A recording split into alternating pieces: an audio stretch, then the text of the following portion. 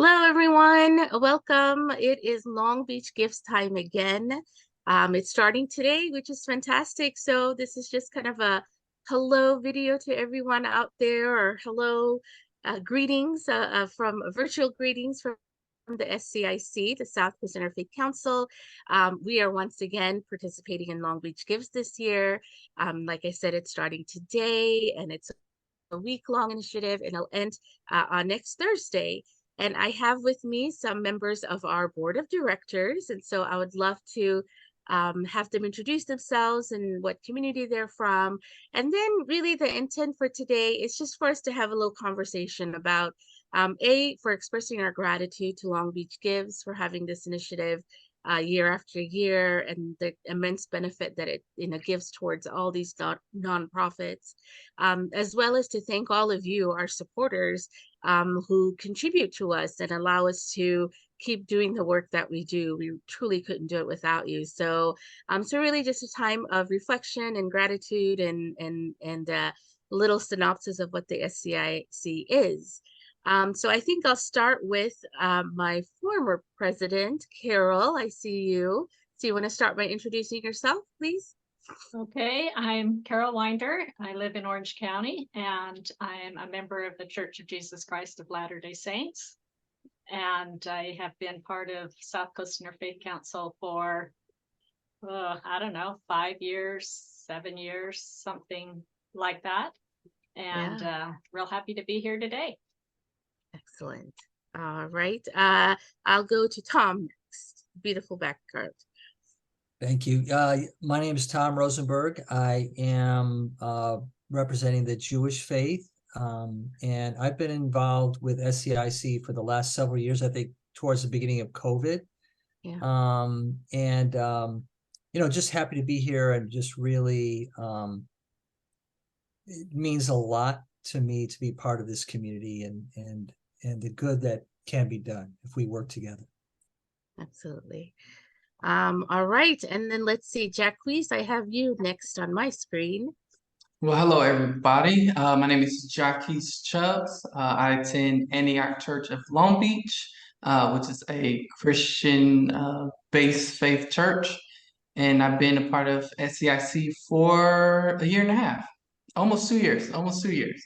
Almost 2 years. But I'm very excited, very excited. And Chris?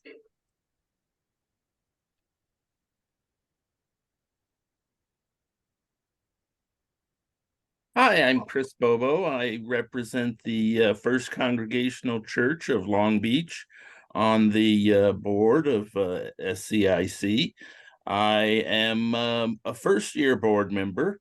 In the past, I have attended many South Coast Interfaith Council events and found them to be wonderful, great content for helping me grow my own faith as a Christian. So when this opportunity to serve on the board came along, I took it.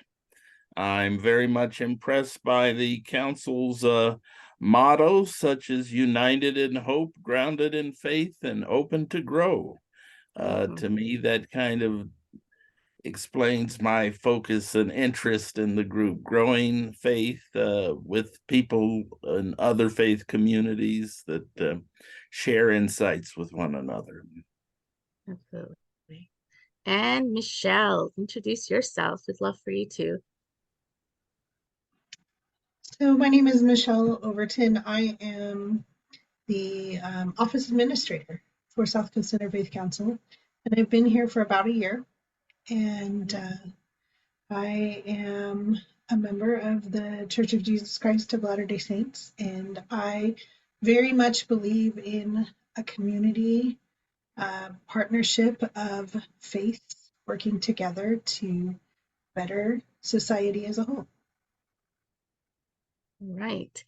Well, for those of you who may not be familiar with Long Beach Gives, it's this initiative that happens predominantly, specifically in Long Beach, thus the Long Beach Gives, where there's hundreds of organizations, nonprofits, they apply and then they get accepted to be part of this initiative. And it's really people giving back to these amazing nonprofits. You know, I think this year, correct me, Michelle, if I'm wrong, but there's about 269 different nonprofits nonprofit organizations that are participating in this Long Beach Gives.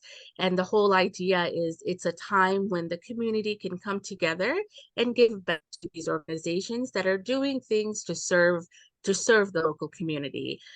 So the week-long campaign, like I said, it's starting today, but the day that we really emphasize is next Thursday. That for SCIC, one of the things that we like to do and that we've kind of done in the years past is kind of give during this week a little taste of what the SCIC is, kind of like a little buffet of programs that explain what the SCIC does. So our hope is that we will continue to do that this week, and that you'll join us for that, and we'll definitely, let the announcements out in terms of what's happening today and tomorrow and the day after and things like that. But one of the things, just even amongst us, Jacquees, you were saying you were from Antioch Church, and Chris, you were saying you were from First Church in Long Beach. And what's really interesting is this is the first year, which we're so grateful that we actually have someone from Antioch Church on our board and involved in our programs as much as they have been, which is fantastic.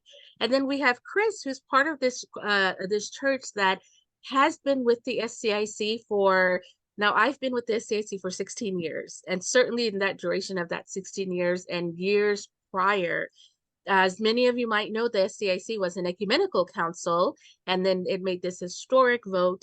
I think it was 2000 and something or the other a while ago, 2007, 2006, something like that. And there was this historic vote where they went from ecumenical to interfaith. And it was actually, in fact, at that time, Jerry Stinson, who was the pastor at First Church, was the person who stood up during that meeting. I wasn't there, I wasn't with the council, but he stood up and he said, if we don't make this change from ecumenical to interfaith, then we will leave this organization. So it's interesting to see that growth of the organization, as well as, I think for me, admirable to see how people who have supported us for so long and how we continue to grow by having new churches and communities and mosques and temples be a part of this organization. So that kind of brings me into why you guys are here. So I have been in this position because I, have the honor of serving as the executive director, and I love what I do.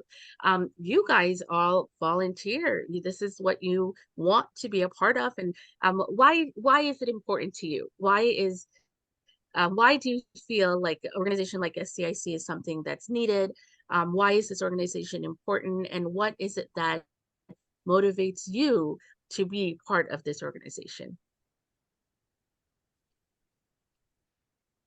Yes. Okay, well, I'll just hop in. For me, we live in such polarized times, and we as a society, are always looking at people as the other, and we're dividing ourselves in so many ways: religion, ethnicity, gender, economic, race. I mean, and it is what the council stands for is, to me, is to look beyond that, to create, as we say, communities of compassion, to work together. So I think in these day and times, it's so incumbent upon us to connect with each other, to learn from each other, to work together, to stand up against that type of polarization and the otherness that we see in society, and help. There's so much that needs to be done, and to me, this is the exact type of structure that is needed to do the most good. Absolutely. I see. Thank you so much, Tom. I see Dr. Parson. I think and hopefully we can see your handsome face on the screen as well, but we want to welcome Dr. Parson too. We were talking about, things that separate us, as Tom was saying, and things that unite us, which is what we try to do as this council. Then right before, I was talking about how we have new faiths or new communities that are continuously joining us. And in fact, Dr. Parson is a member of the Jain faith community, which this is the first time this last year in the history of the SCIC that we've had someone on our board who represented the Jain community. And that's something that we're really proud of, because for us, that shows progression, because it shows that we truly are a council that says that we honor all these various faiths and traditions, not just by word, but by really, giving, allowing a place for people to come together of different faiths, different cultures, and really learn about one another and engage with each other. And by doing so, it does exactly what you said, Tom. It allows us to go beyond all these entities that tend to separate us, because this world is full of that. And instead, it allows us this opportunity to, what I always say, connect heart to heart, right? Because the moment that you do that, and you realize that the humanity that connects us all together, and that's a really beautiful thing.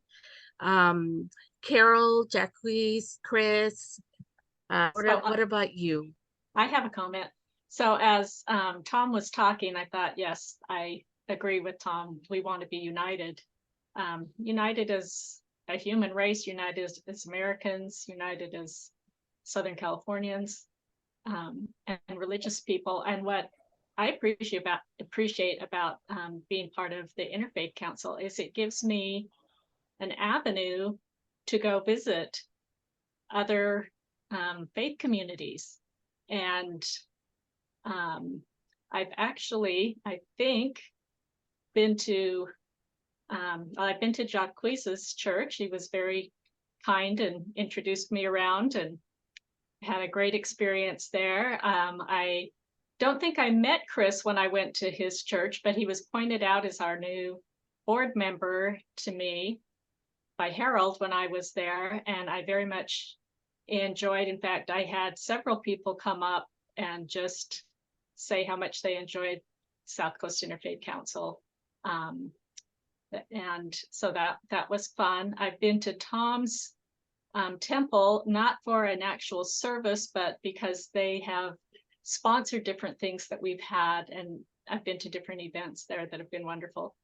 And I haven't been to Milia's mosque, but I've been to other mosques. And if I wasn't part of the council, I don't know if I would have had the courage to go to places that that were, other religious places of worship, because I would feel like I was imposing but when you're part of the council, you're welcomed with open arms. And like I said, it just gave me a reason to be able to go there, and a reason to be able to meet people I wouldn't meet otherwise, and have relationships and build relationships that on a deeper level than just saying hi to somebody in the market, but and I have really enjoyed that and continue to enjoy that, and hopefully we'll be able to be doing that for quite some time to come. Absolutely. Thank you, Carol. Oh, and I went to the Jain temple in Buena Park. I've been there a couple of times, and that's Nice. a beautiful place, and that's been a wonderful place to visit as well. That's awesome. So cool. Jacques, I feel like you have something to say. Yes, I'm just listening to everybody. I think for me, it was getting a deeper understanding of different beliefs, and just realizing and uncover that we are human. And that is the common goal, and we have a heart. And this interfaith is just not only understanding different beliefs, but also impacting the community that we're in. So we're doing it together. I think that's something we don't see often in just America, period. So I think this has made me understand and lead with a heart of compassion, by understanding more and more and more of what people believe in their faith. And we just have a common goal, and we want to make an impact in our community. So that's something that I've been taking away, being a part of this. Oh, that's really awesome. And it's interesting you said that, like learning about the other faiths, but also Chris mentioned this as well, how Chris, just a minute ago, you said something like how it makes me a better Christian, right? And I think that's one of the things, and Jacques, you touched upon that, is how by learning about these other faiths or other traditions and other value systems and whatnot, I think there's sometimes a misconception that it somehow makes you a lesser than whoever you are, right? Like if I go to the Sabbath on Sunday, I'm sorry, the Sabbath on Fridays at the Jewish community, and go to the synagogue then, and then I'm at church on Saturday, somehow I'm a lesser Muslim because I'm participating in these other things. But I think all of us can say that it's in fact the opposite, right? It makes you firm in terms of your faith values as well, because it also kind of shows you that there's this common thread that ties us together, but it doesn't negate the fact that, I mean, look at this screen, we can't see Dr. Parson just yet, but he's from the Jain community. We have people from the Christian community, the Muslim community, the Jewish community. We are people who are different, but we make a conscious decision to unite, not despite that, but because of that, and focus on what commonality ties us together. And that's really the premises of everything that the SCIC does, is to show that and provide these opportunities where people can come together and just engage with one another and build relationships and friendships. Chris, I'm sorry, your turn, please.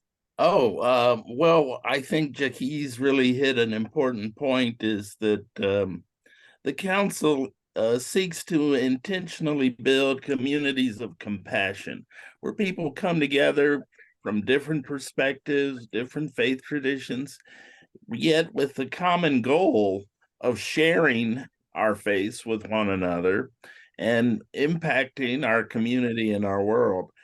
Some of the events I remember attending that really inspired me were the Visit a Mosque events, where going to a mosque is not something I would normally do as a Christian, but to have that opportunity and participate and see the faith of the Muslims at those mosques was really great. Also, the MLK Junior celebration services that are held annually. The Interfaith Cafe, the Religion 101 courses where we learn about other faith traditions, have great discussions, candid, compassionate, caring discussions with one another that can really inspire and have inspired me. And some of the simple things we do as a community, just getting together and breaking bread together, like at the annual assembly and the gala over the summer. Great opportunities to meet other people from different walks in our community and share and have a good time and build friendships and bonds, which I think is really important. No, absolutely. I love that you mentioned these programs, because that was one of the things we wanted to focus as well. Absolutely, because a lot of people may be like, okay, so you aspire to create these communities of compassion, but exactly what is it that you do? And as you said, these programs like the MLK Faith Service, the gala, the unity dinner, the Religion 101, the interfaith cafes, these are just some of the programs. And as SCIC, we always say we strive to create communities of compassion among people of different faiths and cultures through service, education, and celebration. And all of our programs fall underneath that. So there's some great examples. And it is a very grassroots effort, because we truly do believe it's, person to person, that's how true change can happen, is when we affect the hearts of another person. I love stories. My background was in anthropology, and some of the stories that some of the experiences of people that who have shared with me through the SCIC, they're so powerful to me. One of our dear friend, Ronnie Love, she's from the Jewish community, Temple Israel in Long Beach, in fact. But I remember one time she had a certain, and I remember I had given her prayer beads that I had gotten from Mecca. She's a very dear friend. And I said, oh, Ronnie, these are from Mecca that I had gotten. I just want you to know that I'm praying for you. And I hope that you'll utilize, these as well to pray with. And what was fascinating is there was another member of the Hindu faith community that had given her something similar. And when she was in surgery, she actually asked the surgeon if she could have those things with her while they were doing the surgery. Now, that's a simple little thing, but I mean, if you think about it, that's really profound. And what that means, you know, that people build these relationships and these friendships with people that are clearly from another faith community, but they have such an impact in one's life. And that's really the joy of what we get to do in the SCIC. It's not always easy. It's not always glamorous, certainly. I think the board can definitely attest to that. But it is, I truly do believe it is life-changing. And you see it in these little stories that that people share who have been active with the council. Michelle, is there something that you would like to share?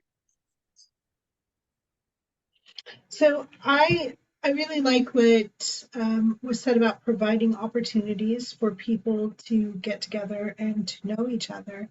So that I think is my favorite part. That would for me be the interfaith cafes and the annual assembly and the gala, where there is I think the best thing that the council does is we provide those opportunities for people to get together who we might not know otherwise. I have come to know each of the people that are on the screen and have come to really appreciate who they are and admire them as human beings. And I would have not ever known any of these people otherwise. And it is a blessing. It is an opportunity to further become a devoted Christian by getting to know these people and admiring them for who they are. So I love that about the Interfaith Council. And now we're your best friends. So there you go. It's a win-win, right? So of course it is. But you know, we mentioned some of these programs. Again, I would love to also ask you guys what is maybe your favorite program of the council, and why is it? And what is it? If you were trying to make a little pitch for, hey, this is such an awesome program, what would it be and why? Well, I'll jump in again. Don't mean to push in, but what came to my mind is I like so many of, like Michelle mentioned, you know, the gatherings and getting to really know people but I would say Religion 101 is for me really fascinating because I find as I get older, I like the learning more and theology and kind of learning, you know, some of these things. And it really, and as I study Judaism, for example, I see that there's so much in these other religions that inform Judaism. Judaism is a ongoing conversation.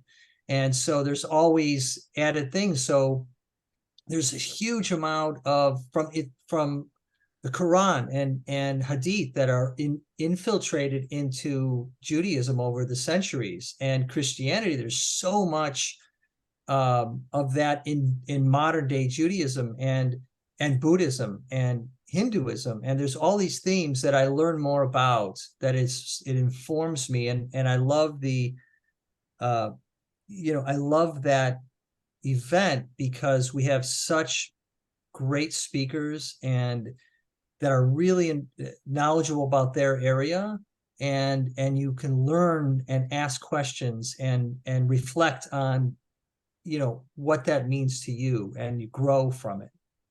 Right. And that's so important. And you know, it's interesting you were talking about the Religion 101. I do want to say that we actually, not from inception of the program, but certainly during these COVID years, you know, one of the things that has taught us is the power of technology, right? How we can still engage in programs. Nothing beats in person, but at the same time, certainly the last couple of years allowed us to adapt to this kind of, you know, virtual type of a thing. And to that end, a lot of our Religion 101s are actually on our YouTube page. So I invite you to go to our YouTube page for all of you who are watching us, and you'll see in terms of the playlists, there will be the Religion 101 where it's recorded and you can go and you can view it yourself and watch it. So it really is a great opportunity through that program. You're absolutely right, to learn about what these different faith traditions are, which is so important to understand another human being. Absolutely.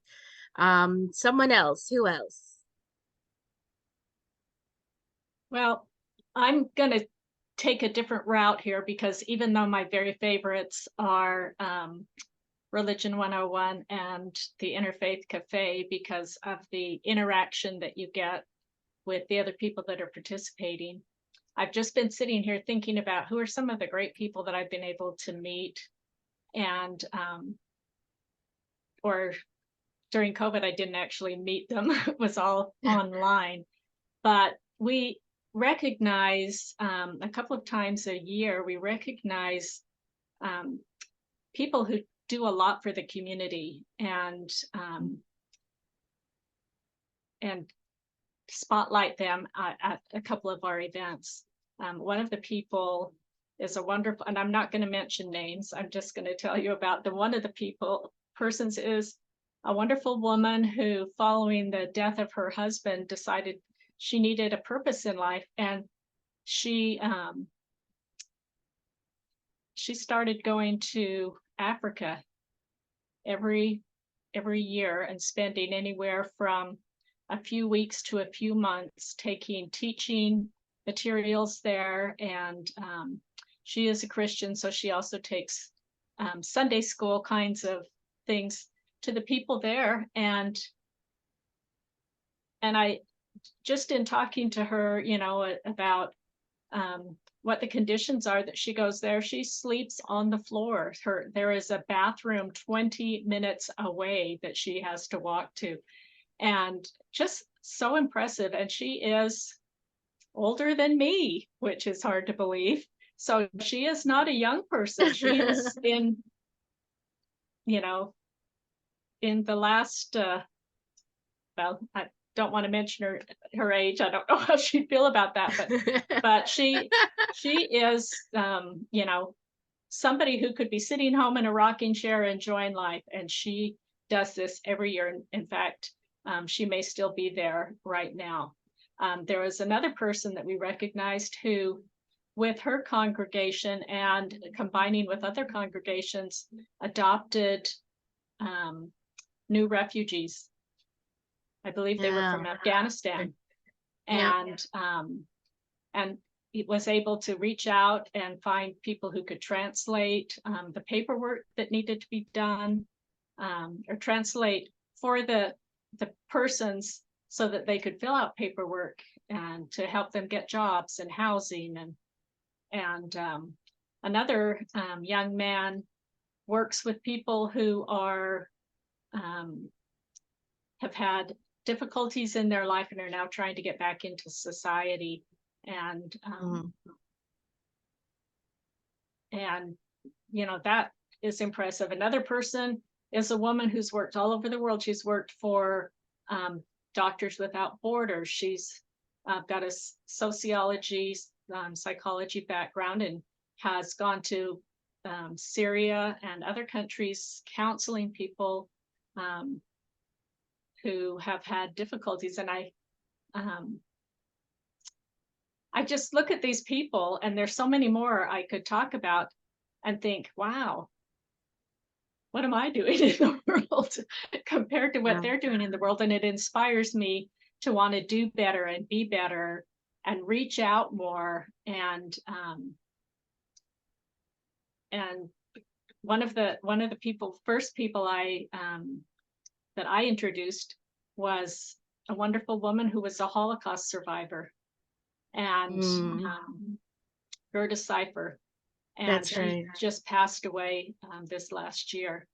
But just what she did, rising above the difficulties she had as a young girl, and going to schools and community groups and sharing love, and don't hate people, love people, forgive people. So that's something else that we are able to enjoy in the Interfaith Council. And And you are too, if you join us. That's right. No, you're absolutely right. Kind of these unsung heroes, it's really is an honor to just shine a light on them, because all these individuals, you're right, they're so inspirational, and they do it purely to serve others, not for the recognition or anything like that, which makes them worth, the recognition even more worthwhile for them. But as you were saying all these things, all of the names and their faces came to my mind. And I want to, these are individuals some of these individuals that you were talking about, we had met through a program that we did during COVID that was called Courageous Conversations, where we would talk with individuals who were addressing, needs in the community in such a courageous way, and talking about what they're doing and how the community can help. And some of the others we honored during our galas. That's right. We had some virtual galas during the COVID. And again, you can find those on our YouTube page as well. But I was reminded also one individual who's this African-American woman in Long Beach, in the Long Beach area, and she has a salon.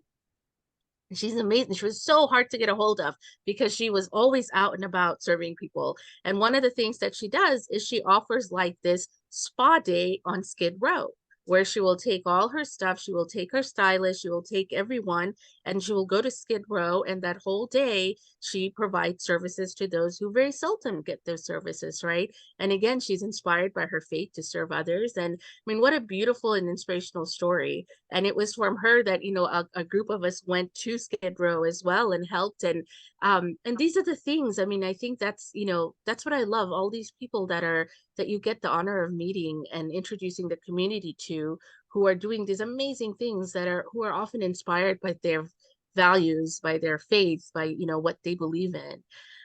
Jacques, I think. I think for me, are the galas, sitting around the table with people you really normally don't sit around, but listening to their stories and what they overcame, listen to the keynote speakers, and it just inspires you to be a better person. Not only in your faith, but just be just a better person, and always be um, having a helpful hand to anybody that's down. I know this is not a program, but our retreats, just getting to know and planning the programs, getting to know our board members more intimately. That for me is really, it's really good, and I really enjoy those as well. Absolutely. Did everyone Chris, did you have a chance? I think you were the one who's kind of started it, but there's something Well, I else you'd like would to share. say I agree with Carol and Jackie completely. The banquets, the organization hosts, and the honorees that come forward to speak to the community, to us, have always been inspirational to me. The stories they relate have really helped me examine my faith and what I'm doing and how I can be more constructive and productive in this world.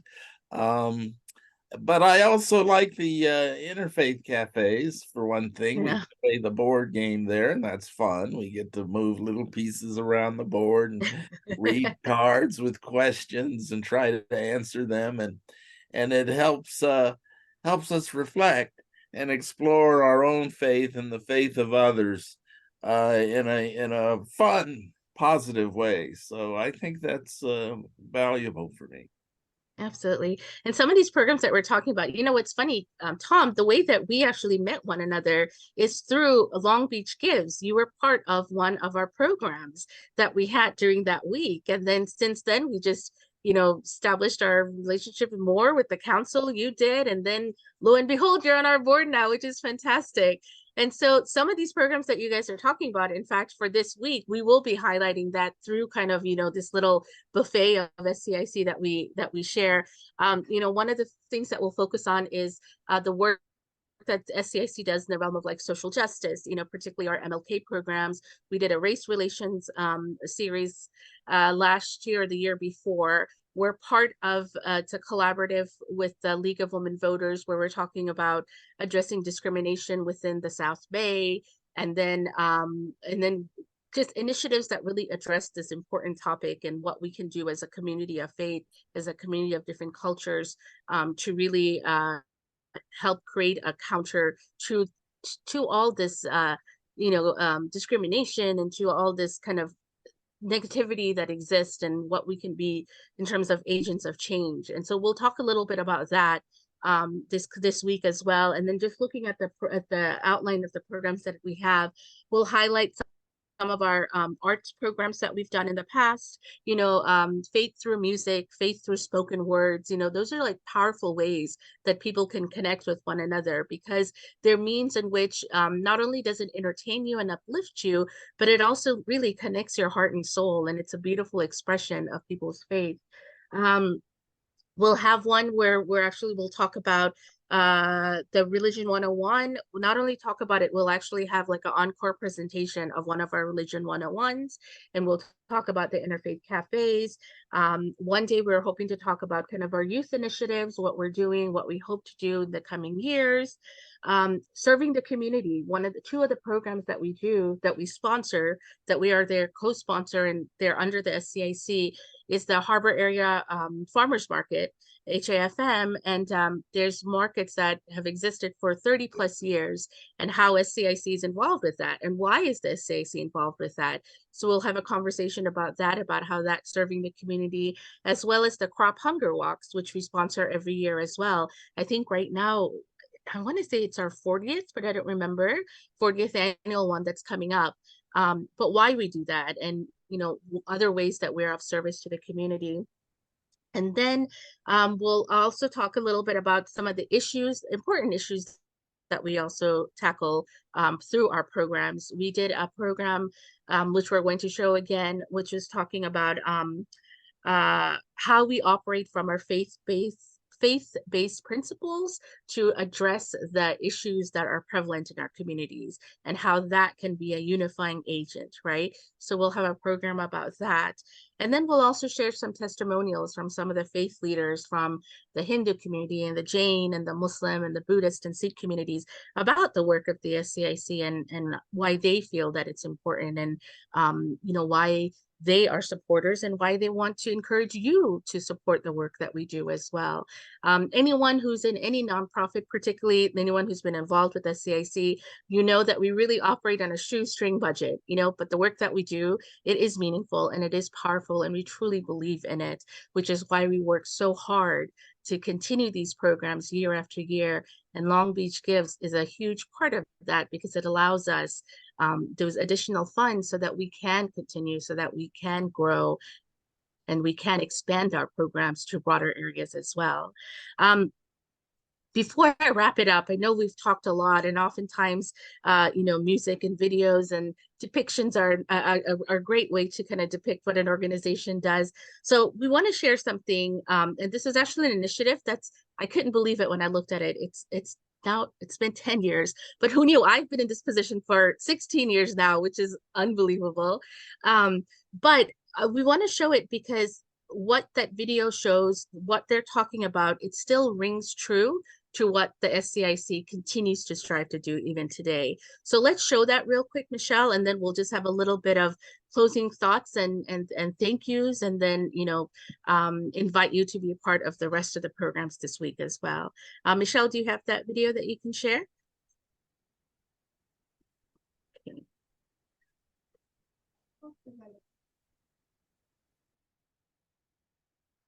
Sorry, let me just share my screen 1 second here.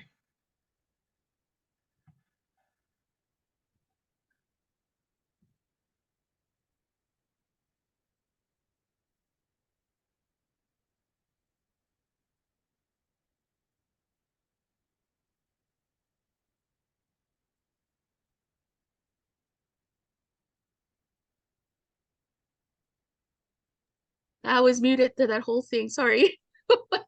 But I was showing that this is one of our older logos. But Michelle, if you want to rewind it from the beginning, and then we'll watch it again.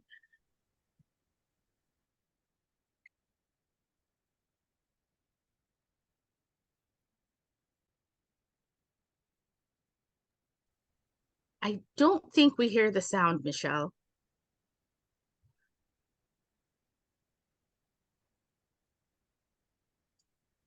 Do you guys hear a sound? Nope. I think you have to, when you have to go out and come back in, before you come back in, you have to say, there's a box maybe to hear sound as well.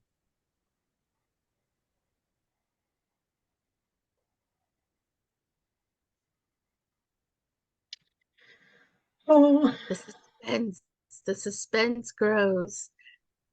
this is so tense. I thought I had prepped this ahead of time. Okay, so share screen. Ah, there it is. Share sound.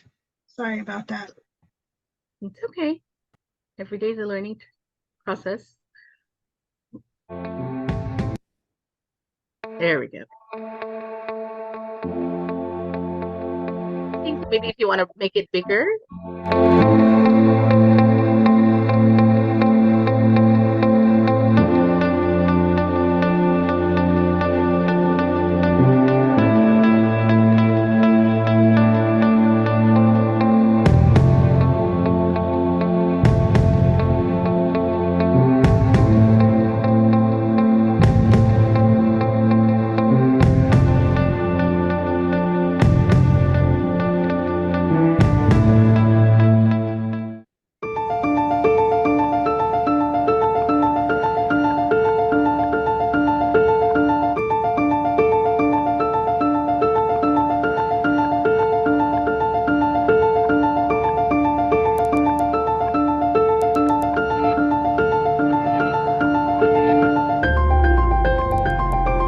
Very much for coming here today and giving us your time. The original idea came from Gandhi's speech where he spoke about, I want to be the change I want to see in the world. Just by wearing those t-shirts, you are part of that change.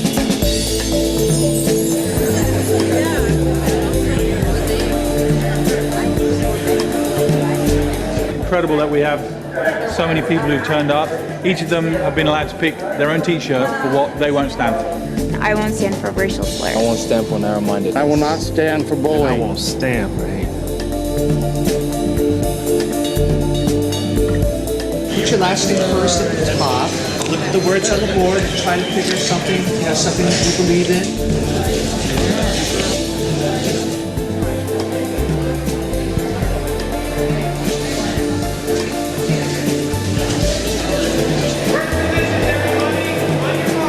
It's amazing.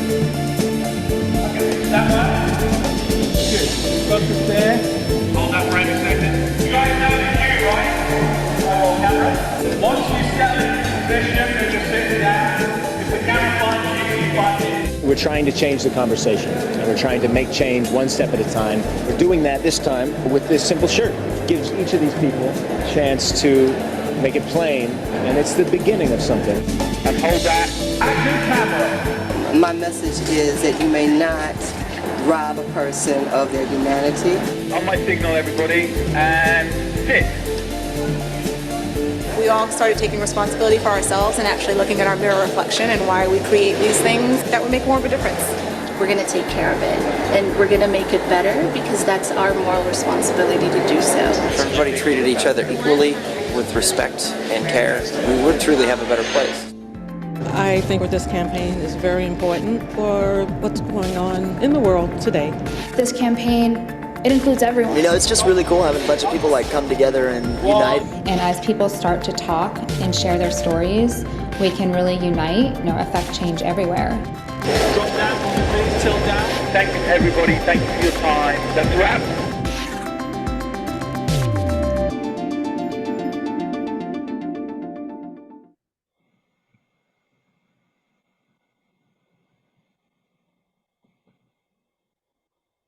My name is Malia Islam Majid, and I came here today because I will not stand for religious intolerance. I picked religious intolerance because it's something that's very close to my heart, because it's something that I've been a victim of myself in my life, and it's something that I would never wish for another person to face. I was fortunate to study theology and anthropology at Harvard University, and my first day of my master's program was September 11th. My mother and my father and my brother, who are my heart and soul and my life and everything that there is, you know, they came to settle me in. And in fact, as I was sitting in my introductory courses, they were in the airport, and later on I find out they were on the next flight. So when I witnessed these towers being destructed, you know, to me, my heart just melted, because to me, I didn't know if my parents were on that plane. That night, just horrible emails were sent to me. My last name was Islam. I wore a headscarf, just saying things that no one should ever have another person say to them. I think those things made me who I am, and motivated the work that I do, which is bridge building.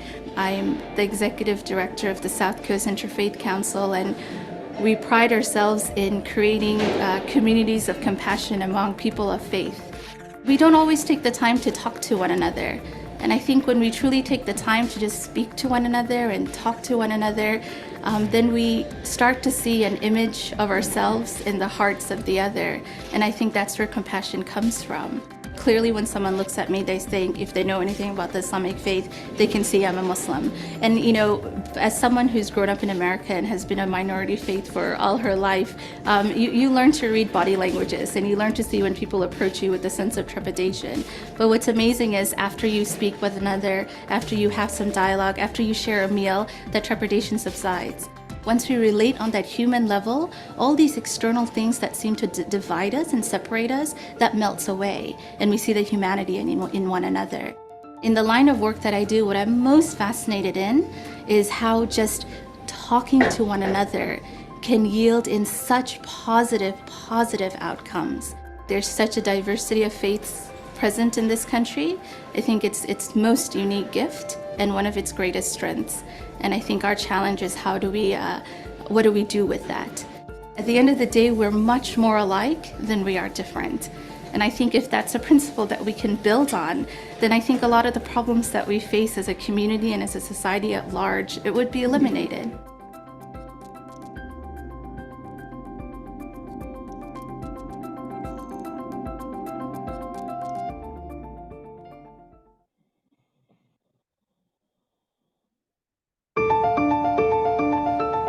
I want to be the change I see in the world. We have one life to live, so why hate each other?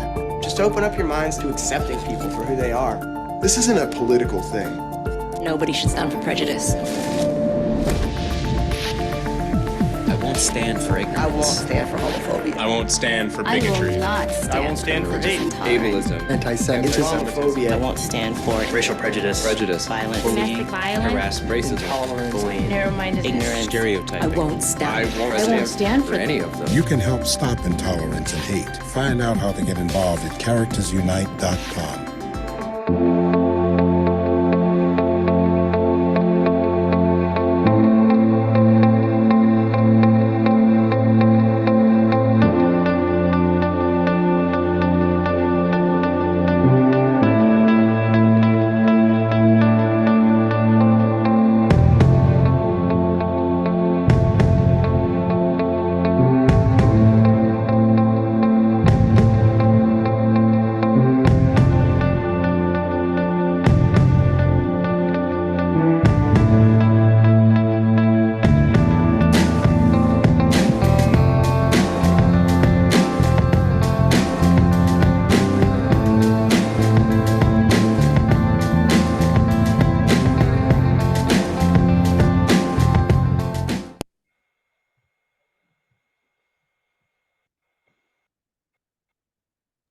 So we just wanted to kind of share that, because although it was 10 years ago, the things that were talked about in that video are things that we still very much believe in, right?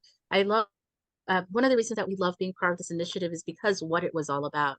You know, we are a group of people that will not stand up for discrimination, for, you know, for prejudice, for inequality, for ableism, but we are a group of people, the words that will do our best to the best of our capability to create a world in which things like compassion and unity and love and respect, you know, for one another that shines, and that becomes what defines who we are. And that really is, some of the things affecting change for everybody, the moral responsibility that we have. I mean, I think that is really the driving force behind the SCIC, and that's why we love what we do.